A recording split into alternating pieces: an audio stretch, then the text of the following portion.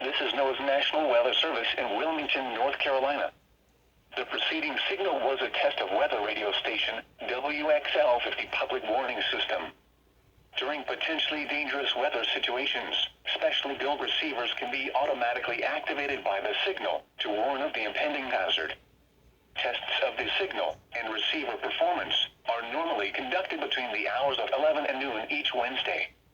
If there is a threat of severe weather, the test will be postponed to the following Wednesday. To provide the most consistent and dependable warning service possible, the warning alarm will be activated for hazardous watches and warnings for the following counties in North Carolina: Bladen, Columbus, Cumberland, Duplin, Harnett, Hoke, Moore, Robeson, Sampson, and Scotland, and in South Carolina, for Marlborough and Dillon counties.